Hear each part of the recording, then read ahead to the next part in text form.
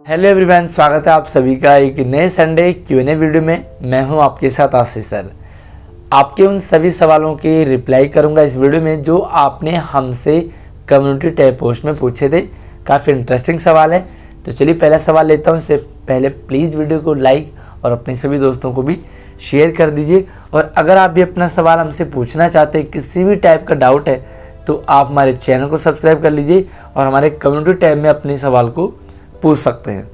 पहला सवाल है fact Bhandara. Sir, plan admission full information please. Plan admission, दो तरह के एडमिशन होता है दिल्ली गवर्नमेंट स्कूल में, प्लान और नॉन प्लान। प्लान का मतलब होता है आप पहले भी गवर्नमेंट स्कूल में पढ़ते थे और आप गवर्नमेंट स्कूल में ही पढ़ रहे हो। मैं एग्जांपल दूंगा कि आपका स्कूल 10th तक है, आपको साइंस लेना है, तो आपको कौन सा स्कूल मिलेगा ये प्लान है, फिक्स है कि आपको साइंस इसी स्कूल में मिलेगा, कॉमर्स इसी स्कूल में मिलेगा और आपका ट्रांसफ़र इसी स्कूल में होगा अगर आपका 10th तक है। कुछ प्राइवेट स्कूल भी प्लान में आते हैं तो उनका भी सेम इसी तरह का पैटर्न होता है। अगला है लेला लाइफ, तेला लाइफ। और तेला लाइफ का सवाल है सर, अदर स्टेट के स्टूडेंट एज रिलैक्सेशन कैसे ले 11th क्लास के लिए। यार, एज रिलैक्सेशन लेने के लिए कोई स्टेट नहीं है कि भाई दिल्ली वालों को मिलेगा, हरियाणा वालों को मिलेगा, उत्तराखंड वालों को मिलेगा, ऐसा नहीं है। सबके लिए एज रिलैक्सेशन सेम है। अगर आपने नोटिफिकेशन नहीं देखा है कि एज रिलैक्सेशन किस तरीके से मिलेगा तो मुझे कमेंट कर सकते हैं, मैं आपको सेपरेट वीडियो इस पर लेके आ जाऊँगा। बट SC ST OBC के लिए 5% रिलैक्सेशन होता है, वो सभी के लिए सेम है। अगला सवाल जैस्मिन का, सर मुझे 11th में ट्रांसफ़र चाहिए बट जिस स्कूल में ट्रांसफ़र चाहिए वो मना कर रहे हैं, तो अब क्या करें हम। मतलब मना क्यों कर रहे हैं, मुझे सवाल ये समझ नहीं आया। आप अपने सवाल को थोड़ा सा क्लियर कीजिए कि मना क्यों कर रहे हैं। मना करने का रीज़न तो होना चाहिए। ट्रांसफ़र और एडमिशन के लिए कोई भी स्कूल मना नहीं कर सकता। आपको ट्रांसफ़र भी मिल जाएगा, एडमिशन भी आपका हो जाएगा। शायद आप कुछ गलत स्टेप ले रहे होंगे तो मना कर सकते हैं। ट्रांसफ़र आपको वैलिड रीज़न से ही मिलता है, तो आप क्यों ट्रांसफ़र कर रहे हैं वो आपका मायने रखता है। अगला सवाल है सोनू भंडारा शर्मा, भाई जी फीमेल में एज रिलैक्सेशन मिलना चाहिए TGT में, प्लीज़ हेल्प। TGT यानी कि टीचर के लिए, ट्रेंड ग्रेजुएट टीचर के लिए एज रिलैक्सेशन फीमेल में है। यार, टीचर्स के लिए एज रिलैक्सेशन जो एज क्राइटेरिया है वो 32 है TGT के लिए। फीमेल को पिछले साल 8 साल का रिलैक्सेशन दिया गया था, तो वो 40 साल का था। आप इसके लिए एज रिलैक्सेशन के लिए कोर्ट का भी दरवाज़ा खटखटा सकते हैं एंड रिलैक्सेशन मिल जाएगा।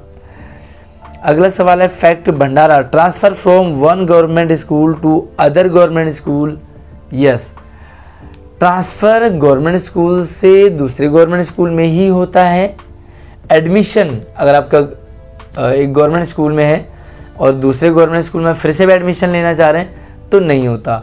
ट्रांसफ़र गवर्नमेंट स्कूल से गवर्नमेंट स्कूल में ही होता है। अगला सवाल है माधो राय, और माधो राय का सवाल है सर मेरा सिलेक्शन SOS सिविल लाइन में हुआ है और सर डॉक्यूमेंट सारे दे दिए, SLC भी, सर क्लास भी स्टार्ट हो गई है और मॉड्यूल भी मिल गए। एडमिशन इंचार्ज कह रहे हैं कि TC कंप्यूटर पर नहीं आ रही है, पर सर प्रीवियस स्कूल वाले कह रहे हैं कि सब क्लियर है। इसका क्या मतलब है और क्या इससे कोई प्रॉब्लम होगी। मतलब सवाल आपका बड़ा टेढ़ा सा सवाल है। आपको SOSC में एडमिशन भी मिल गया, क्लासें भी स्टार्ट हो गई है, आपने पढ़ना भी शुरू कर दिया। तो जब एडमिशन मिल गया है, पढ़ना शुरू कर दिया है, तो फिर अभी प्रॉब्लम क्या आ रही है ये समझ नहीं आया। अब सारे डॉक्यूमेंट आपने दे दिए, उसके बाद ही आपकी पढ़ाई स्टार्ट होती है। और अगर आपके डॉक्यूमेंट में कहीं कोई प्रॉब्लम आती है तो आपको एडमिशन नहीं मिलता, पढ़ाई शुरू नहीं होती है। तो पढ़ाई शुरू हो गई इसके मतलब आपके डॉक्यूमेंट सारे ठीक हैं। बट एक प्रॉब्लम ये हो सकती है कि आप पहले प्रीवियस स्कूल आपका प्राइवेट था कि गवर्नमेंट था, नहीं लिखा आपने, कहीं आपने टीसी निकलवाई तो नहीं है? क्योंकि टीसी निकलवानी नहीं थी, टीसी को ट्रांसफ़र करना था। तो आपके स्कूल ने टीसी ट्रांसफ़र की है या आपने एसएलसी निकाली है, ये नहीं पता लग रहा है। और अगर आपने एसएलसी निकाली है तो प्रॉब्लम हो सकती है, ट्रांसफ़र करवाई है तो कोई दिक्कत नहीं आएगी। अगला सवाल है सत्यम शर्मा, सर एनडीए में जाने के लिए क्लास 10th में कितने % होनी चाहिए? कोई परसेंटेज नहीं चाहिए भैया एनडीए के लिए। एनडीए में जाने के लिए आपका 10th एंड 12th पास होना चाहिए। 10th पास करने के बाद भी आप जा सकते हैं, बस आपको यूपीएससी एग्ज़ाम क्वालिफाई करना है, उसकी तैयारी कीजिए। कोई मार्क्स परसेंटेज क्राइटेरिया नहीं है। अगला सवाल है शकुंतला शर्मा, सर अगर हमें बेसिक से स्टैंडर्ड मैथ चेंज करवाना है तो कैसे करें? अभी तो कोरोना के चलते बेसिक मैथ और स्टैंडर्ड मैथ का कोई फ़र्क नहीं पड़ रहा, सब कुछ इक्वल कर रखा। मतलब बेसिक मैथ है चाहे स्टैंडर्ड मैथ है, आपको साइंस मिल ही जाएगा, कॉमर्स मिल जाएगा, विद मैथ में मिल जाएगा, विदाउट मैथ भी मिल जाएगा। तो कोरोना के चलते ये रूल बंद कर दिया है। अदरवाइज रूल क्या था कि आप मान लीजिए आपका बेसिक मैथ है और बेसिक मैथ में आप पास हो गए, आपको अपना स्टैंडर्ड मैथ करवाना है, तो आप जब 10th का रिजल्ट आ जाता है उसके बाद कंपार्टमेंट के साथ आप पेपर दे सकते हैं स्टैंडर्ड मैथ का, बेसिक मैथ का, और आपका मैथ चेंज हो जाएगा। अगला सवाल है विवेक कुमार, क्लास 10th का ट्रांसफ़र दूसरे स्कूल में कैसे होगा? ट्रांसफ़र बोल रहे हैं कि सीबीएसई से परमिशन लेके आओ। पता नहीं क्यों यार कैसे स्कूल वाले होते हैं, या किन से आप ये जानकारी ले लेते हो कि सीबीएसई से लेना पड़ेगा। कोई सीबीएसई का लॉजिक नहीं है भाई, इजीली ट्रांसफ़र हो जाएगा। अब आप डायरेक्ट 10th में ट्रांसफ़र करवा रहे हो, थोड़ा सा प्रॉब्लम रहता है आपके लिए, क्योंकि आप जिस स्कूल में 9th में पढ़ रहे हो उसी में 10th में पढ़ेंगे तो आपका फ़्लो बना होता है। जैसे आप 10th में ट्रांसफ़र करवाते हो ना, तो नए स्कूल में आपका फ़्लो प्रॉब्लम हो जाती है और आपका रिज़ल्ट ख़राब हो सकता है, होगा ऐसा नहीं, ट्रांसफ़र हो जाता है। आप प्रूफ लगाइए रेजिडेंशियल प्रूफ, तो आपका ट्रांसफ़र हो जाएगा, कोई दिक्कत नहीं आएगी। अगला सवाल सत्यम शर्मा, सर मेरे पास arts without economics and without English है, तो मैं आईएएस का एग्ज़ाम दे सकता हूँ? आईएएस के एग्ज़ाम यार, जितने भी कॉम्पिटिटिव एग्ज़ाम है ना, इनके लिए मार्क्स का भी क्राइटेरिया नहीं होता है, और आपके पास कौन से सब्जेक्ट है बिल्कुल भी कोई मायने नहीं रखता। साइंस है, आर्ट्स है, कॉमर्स है, विद मैथ है, विदाउट मैथ है, सब्जेक्ट क्या है कोई फ़र्क नहीं पड़ता। सिर्फ आपको यूपीएससी का एग्ज़ाम देना है और उसे क्वालिफाई करना है। तो यूपीएससी के एग्ज़ाम आप क्वालिफाई कर जाते हैं तो आपका सिलेक्शन हो जाएगा, बाकी कोई दिक्कत नहीं आएगी।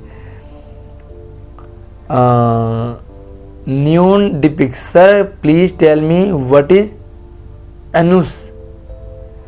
अब ये एनुस क्या चीज़ है मुझे भी समझ नहीं आया, थोड़ा सा आप क्लियर कर देते मुझे कि सवाल क्या है आपका, तो मैं आपको रिप्लाई कर पाता, बट सवाल आपका क्लियर नहीं हो पाया।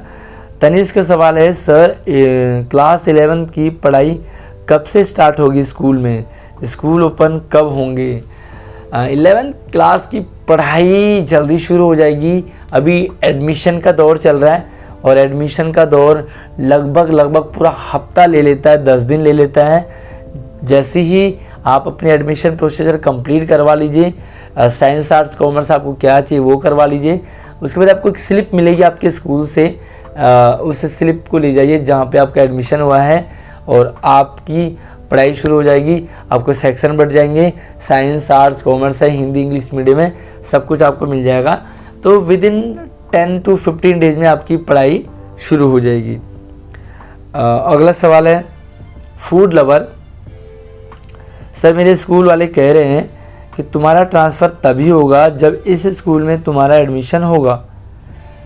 सर मैं 11th क्लास में हूँ, तो सर 11th क्लास की क्लास कब लगेगी और ट्रांसफ़र कब तक हो पाएगा? कौन सी क्लास में ट्रांसफ़र करवाना चाह रहे हो ये भी समझ नहीं आया। आप 11th क्लास में पढ़ रहे हो तो ट्रांसफ़र कहाँ करवाना है भाई, थोड़ा सा सवाल समझ नहीं आया। पढ़ाई तो जल्दी शुरू हो जाएगी, ये मैंने पिछले आंसर में कर दिया सवाल में, बट आप ट्रांसफ़र कहाँ चाह रहे हो, कहाँ से चाह रहे हो। और ट्रांसफ़र ना एक रीज़न होना चाहिए ट्रांसफ़र का, मतलब कहीं भी ट्रांसफ़र नहीं होगा आपका स्कूल 10th तक है या 12th तक भी है, मान के चलो आपको साइंस लेना है बट आपके स्कूल में साइंस नहीं है तो आपका ट्रांसफ़र हो जाएगा, कोई दिक्कत नहीं आएगी। आपको कॉमर्स चाहिए, आपका स्कूल कॉमर्स वाला नहीं है तो आपको इजीली ट्रांसफ़र हो जाएगा, कोई दिक्कत नहीं आएगी। आपके स्कूल में साइंस भी है, आर्ट्स भी है, कॉमर्स भी है, विद मैथ है, विदाउट मैथ है, हिंदी मीडियम, इंग्लिश मीडियम, तो यार चेंज ट्रांसफ़र नहीं होगा। ट्रांसफ़र के लिए एक वैलिड रीज़न चाहिए और वैलिड रीज़न अगर आपका है तो आपका ट्रांसफ़र हो जाएगा। अदरवाइज़ नॉर्मली ट्रांसफ़र होने लग जाएंगे तो बच्चे पढ़ाई में कम ध्यान और ट्रांसफ़र ज़्यादा खेलने लग जाएंगे। अगला सवाल है प्रशांत का सर 10th में अच्छे मार्क्स लाने में कोई प्राइज़ भी मिलता है क्या? 4th ईयर पहले किसी को 100 मार्क्स इन मैथ लाने पे मिला था। यार ऐसा कोई क्राइटेरिया नहीं गवर्नमेंट की तरफ से कि आपको इतने मार्क्स मिलने पर ये मिलेगा। वो फ्लो होता है या कई बार पॉलिटिशियन चुनाव के लिए थोड़ा सा अपना प्रचार करने के लिए कुछ दे देते हैं, बट ऐसा कोई क्राइटेरिया नहीं है कि क्वालिफाई करने पर या इतने % मार्क्स लाने पर आपको ये मिलेगा। ऐसे कोई गवर्नमेंट नहीं कहती, कोई डिपार्टमेंट ऐसा नहीं कहता। पॉलिटिशियन दे देते हैं, वो कब देते हैं वो उनकी मर्जी होती है। अगला सवाल योगेश बरवार और नाम है Sumit, class 12th। Sir 12th class का लोकल टूर जाएगा क्या? इस बार तो यार सिस्टम ही चेंज है। इस बार अभी 8th और 9th के लोकल टूर पिकनिक का ऑर्डर आया है, बाकी क्लासेस का नहीं आया। तो हम ये समझ पा रहे हैं कि इस साल लोकल टूर पिकनिक सिर्फ क्लास 8th और 9th ही जाने वाली है। बाकी 10th और 12th के बच्चों का थोड़ा सा बोर्ड होता है, इसलिए यहाँ पर थोड़ा सा सीरियसली लिया जा रहा होगा। 11th क्लास का भी कोई सर्कुलर नहीं आया है। 11th क्लास वाले आउट ऑफ स्टेशन जाते हैं, यानी कि दूसरे शहर में जाते हैं, आउट ऑफ दिल्ली जाते हैं वो टूर पे। बाकी जैसी इन्फॉर्मेशन आएगी आप तक शेयर कर दिया जाएगा। चैनल को सब्सक्राइब करके रखिए, ऑल नोटिफिकेशन ऑन करके सभी अपडेट आपको लगातार मिलते रहेंगे। अगला सवाल है सुनीता यादव, सर मेरा school east of Kailash GK 1 में है और मेरे यहाँ साइंस स्ट्रीम नहीं है, तो मेरे स्कूल वाले ट्रांसफ़र कर रहे हैं जो कि मेरे घर से बहुत दूर है और डायरेक्ट बस मेट्रो सिस्टम भी नहीं है, और मेरे स्कूल वाले कह रहे हैं कि हम ट्रांसफ़र करेंगे, हम कुछ नहीं कर सकते। ओके, वहीं करेंगे, कुछ नहीं कर सकते। सो सर मेरे स्कूल से पास में भी अच्छे गवर्नमेंट स्कूल हैं, मुझे वहाँ करवाना है ट्रांसफ़र, तो कैसे होगा? हमारे स्कूल वाले साफ मना कर रहे हैं कि हम कुछ नहीं कर सकते, क्या करें सर बताइए? पास के स्कूल में ट्रांसफ़र चाहिए, डिस्टेंस प्रॉब्लम है, क्या करना पड़ेगा इसके लिए?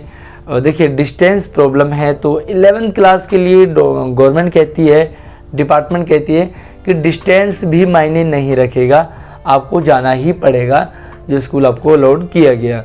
बट इन केस आप ट्रांसफ़र चाहते हैं नियर बाय स्कूल में, देखिए नियर बाय स्कूल में हर कोई चाहेगा, आपके घर के नज़दीक में है तो दूसरों के घर के भी नज़दीक होगा। दूर लगभग आपके इलाके के सभी बच्चों को दूर ही पड़ेगा वो, तो हर बच्चा चाहेगा नज़दीक में ट्रांसफ़र करवाना। अब प्रॉब्लम क्या है कि जिस स्कूल में आपका ट्रांसफ़र होना है वहाँ तो सीट खाली रहेगी, कोई बच्चा एडमिशन ही नहीं लेगा, लाइक बहुत कम बच्चे होंगे। लेकिन पास वाले स्कूल में ओवरफ्लो चलेगा, ओवरलोड होगा, तो एक मिनिमम सीट रखे गए हर स्कूल के लिए 11th क्लास के लिए। अगर वो सीट किसी स्कूल में ज़्यादा हो रही है तो प्रॉब्लम आ जाएगी, किसी स्कूल में कम हो रही है तो प्रॉब्लम आ जाएगी। बट अगर आप कर पा रहे अपना एडमिशन, आपका जैक है, आपकी जान पहचान है, या जिस स्कूल में आप एडमिशन लेना चाह रहे हैं वो स्कूल आपको ले रहा है, तो आपका एडमिशन भाई ट्रांसफ़र इजीली हो जाएगा। जिस मर्जी में चाह रहे हो थोड़ी सी जान पहचान अगर आपकी है तो उस स्कूल से लिखवा लीजिए कि वो आपको लेना चाह रहे हैं, स्टैम्प लगवा लीजिए और आपका स्कूल उधर ट्रांसफ़र ना करके वो आपको उसी स्कूल में आपकी रिक्वेस्ट भेज देगा तो आपका हो जाएगा। अगला सवाल है एमडी साहिल, सर मैंने सीबीएसई बोर्ड इवनिंग शिफ्ट से 10th क्लास क्लियर की है और अब मेरी आइज़ वीक हो गई, चश्मा लग गया 9 नंबर का। भाई साहब सबसे पहले तो अपना आप अच्छे आइस टेस्टिंग करवा के सेंटर से अपने आँखों का इलाज ज़रूर करें, क्योंकि आँखें सबसे इम्पोर्टेंट चीज़ है। आगे लिखते हैं कि मैं मॉर्निंग शिफ्ट में करवाना चाहता हूँ, हमारे सर कह रहे हैं कर नहीं रहे, तो क्या मैं डीडी ऑफिस जा सकता हूँ रिक्वेस्ट करने। देखिए आपकी अगर मेजर प्रॉब्लम है और आपकी रियल में प्रॉब्लम लग रही है, क्योंकि चश्मा लग गया है, इवनिंग शिफ्ट का रहता है प्रॉब्लम क्योंकि लाइटिंग नहीं है और पढ़ाई का सिस्टम है, बट अगर आपकी मेजर प्रॉब्लम है तो आप डिस्ट्रिक्ट जाइए, उनसे आप अपनी प्रॉब्लम रखिए, एप्लीकेशन रखिए और जो भी आपके आइज़ में प्रॉब्लम है उसका एक टेस्ट जो भी मेडिकल ट्रीटमेंट का है वो भी आप लगा दीजिए तो आपका हो जाना चाहिए। बाकी डिपेंड करता है कि लेने वाला स्कूल आपको ले रहा है। दूसरी बात, आप चाहे तो डायरेक्ट एसएमसी मेंबर्स के थ्रू अपना मैसेज सिसोदिया तक पहुंचा सकते हैं, तो डायरेक्ट आप सिसोदिया जी को ट्वीट भी कर सकते हैं अपनी प्रॉब्लम को, तो सुनवाई आपकी संभव पॉसिबल हो सकती है। अगला सवाल विकास का, क्या सीबीएसई बोर्ड का एग्ज़ाम 15 फरवरी 2023 से स्टार्ट हो गया मतलब अभी तो 15 फरवरी 2023 आया ही नहीं है, शायद आप होगा लिख रहे हो। तो सीबीएसई का एग्ज़ाम पहले भी आपके प्री बोर्ड होंगे, अभी मिड टर्म होंगे, फाइनल एग्ज़ाम होंगे, तो फाइनल एग्ज़ाम की डेट शीट अभी आई नहीं है, क्लियर नहीं है कि कब से होंगे। जल्दी ही जैसे सीबीएसई डेट अनाउंस करेगी आपको बता दिया जाएगा। अगला सवाल है अनुराग कुमार, अगर दिल्ली गवर्नमेंट स्कूल में ऑनलाइन फॉर्म भर रहा हूँ, अगर स्कूल अलॉट नहीं होगा तो क्या करें। स्कूल अलॉट हो जाएगा, सबको हो जाता है, 99% सबका एडमिशन हो जाता है। अगर आप ऑनलाइन फॉर्म भर रहे हैं तो टेंशन मत लीजिए, फॉर्म भरिए, एडमिशन आपका हो जाएगा। अगला सवाल सत्यम शर्मा, सर यूपीएससी की तैयारी कैसे करें। यूपीएससी की तैयारी इम्पॉर्टेंट है कि आपकी सब्जेक्ट क्या है। नॉर्मली यूपीएससी की तैयारी करने के लिए जो स्टूडेंट है ना वो साइंस नहीं लेते हैं, आर्ट्स लेते हैं, आर्ट्स लेना पसंद करते हैं, आर्ट्स विद मैथ करते हैं और अपनी तैयारी सेल्फ स्टडी करते हैं। तो आपको सेल्फ स्टडी की ज़रूरत है और मैक्सिमम आप प्रैक्टिस कीजिए सवालों के, यूपीएससी की सैम्पल पेपर निकालिए तो आपका यूपीएससी की तैयारी हो जाएगी।